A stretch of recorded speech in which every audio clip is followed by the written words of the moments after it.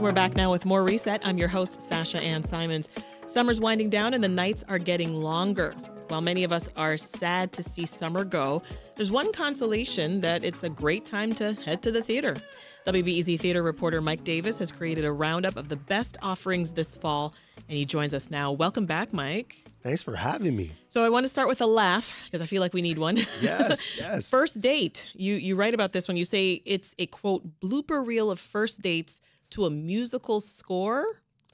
Yeah, I mean, well, every first date is almost a blooper reel. I mean, who doesn't have a hilarious first date story? Or you've heard one from your friend, at least. And that's exactly what this play is. And it covers all of that. It starts with a blind date. It goes into the friends of the people who went on the date. And it's just hilarious. It's for adults, I should say, 18 and up. So I shouldn't bring the kids? Can't bring the kids. Okay. But I'm just thinking, a musical of bloopers and romantic blunders? I mean, how does that work? Where does the singing come in? I mean, there's like a melodic nature to having a disastrous date. There is a sing-songy element in there. Like, I don't know if I want to sing after I've had a bad first date. I probably wouldn't either, but it just sounds like a really fun show that they are going to try. So they're going to sing, they're going to fail. They might fall in love at the end, maybe. But no along spoilers. the way, we get to laugh and have a good time, and I'm always looking for that. And this is in Glenview, right? Yes, it is. Nice. So the other rather angsty rom-com that you've got your eye on, this one's called Within a Shadow. It's presented by Lex the Movie in association with the Red Theater. So tell us about the quest that Alexis Grant, or Lex, is on. Yes, Lex wants to land her first boyfriend before graduation, but that whole plan gets derailed by a couple of betrayals from friends and just like the rising racial tension in her town. The playwright LaRose Washington is wearing many hats here. Yes.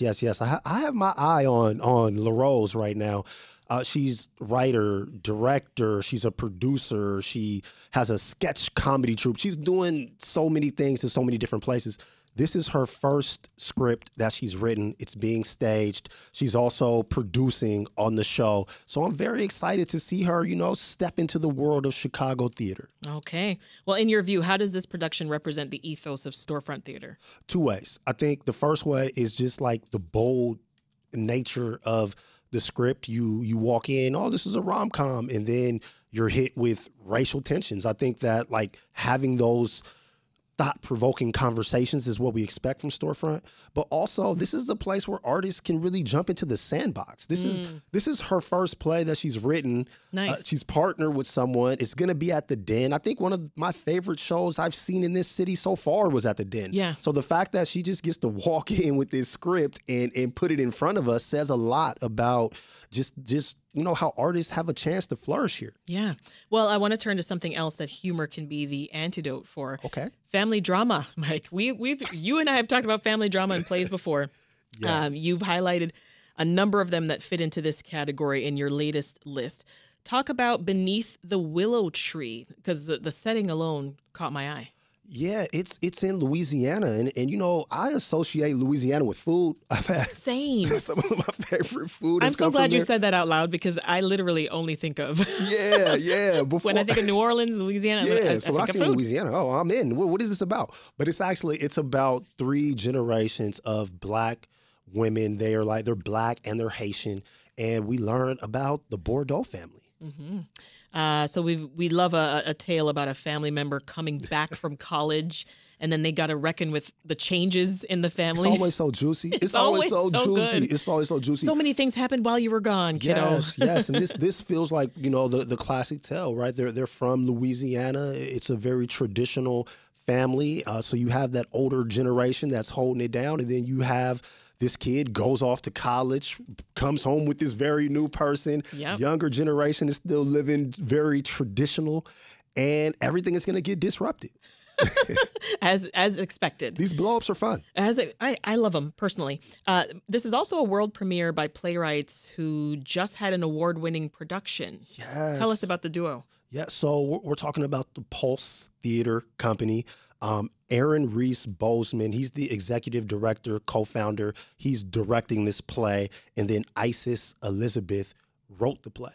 Okay. And the last time that this duo worked together in those roles, they did Once on This Island. I was not in the city when that show played, but I was here at the Jeff Awards and they performed some of the songs. So I was jamming to the music. It was Caribbean. It felt good. Okay. That place was alive. So it was really cool to just see that snippet of the show. And now I get to go experience a full show of theirs for the first time. No pressure, right? Because they just won a big award. So, I mean, what are you looking for this Oh, just a production? little pressure. Just a little bit of pressure. But coming off that award and the success, I do think that there's going to be more eyeballs on this, including my own. So I will be there and I will let people know what I think. But so far, you know, as we've just talked through all of these pieces, high hopes. Yeah, high hopes. Royko, the toughest man in Chicago. This is a one-man play. It's based on the columns of veteran journalist Mike Royko. Now, plays can be based off of anything, Mike, I'm pretty sure, but columns? That was a surprise.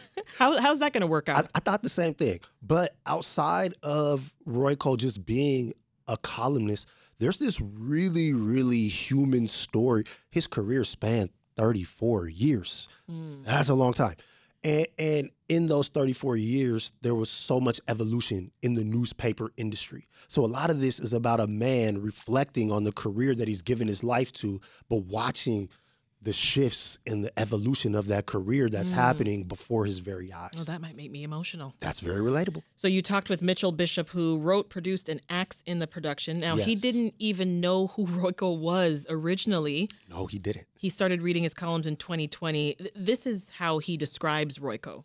I keep referring to him as Chicago Shakespeare. He had a style that was so unique that it still rings true today. Tell us more about Royko. Well, Royko wrote 7,500 columns in his career. That's wild. But over 30-something years, I would think. Well, he did have a lot of time to do this, but that's just a lot of writing.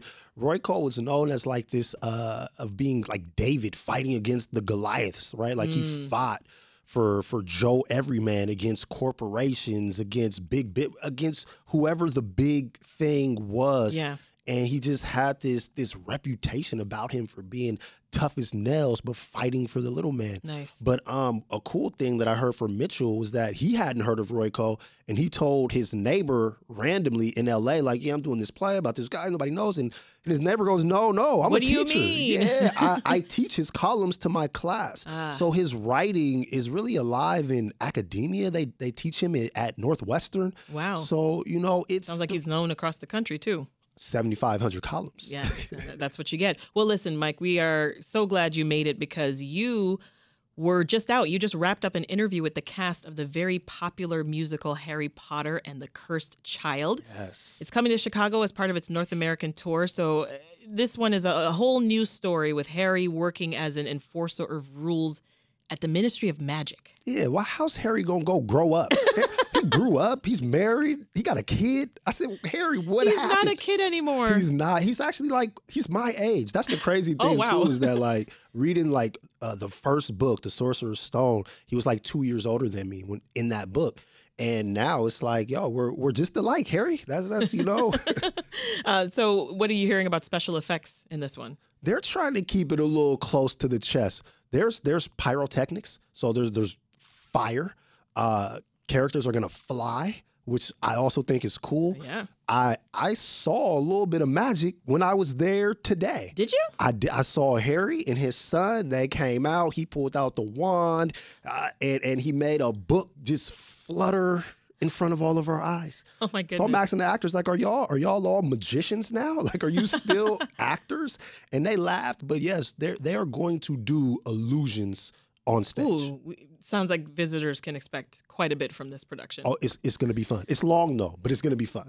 Long, but worth it. Yes. Yeah. Well, while I have you here, Navy Pier is now home to a permanent monument of Lorraine Hansberry, who's best known for her play Raisin in the Sun, Mike. Yes. This is just one of a few monuments to women in the country, right? Yes. Yeah, that's kind of why they decided to do the monument, which is actually cool. But the Lorraine Hansberry Institute, they went and tapped Allison Sarr, who is an amazing artist. She did this sculpture of Harriet Tubman, and it's like in New York City, but it's like larger than life. Is huge above an intersection, very imposing. Yeah. But they tapped her, and they're like, we have to do this sculpture of Lorraine Hansberry. It went on a national tour. And then how did it get here to Navy Pier? Because she's from Chicago. She had to come home. But Navy Pier is the perfect place to have as many people see the sculpture as possible. I keep reading the numbers on how many people visit the pier. Yeah. I don't want to quote it because I'm scared. Oh, I mean, I see them downstairs when I'm trying to go get lunch. There's a lot of people. That is, I'd be late to work sometimes, just trying to navigate through the people at the pier. So this is a great place to have a sculpture. That's awesome. Well, we'll leave it there. That's WBEZ theater reporter Mike Davis. Thank you very much, Mike. Now, there's a lot more. You can check out Mike's full preview of fall theater programming. It's online right now at WBEZ.org.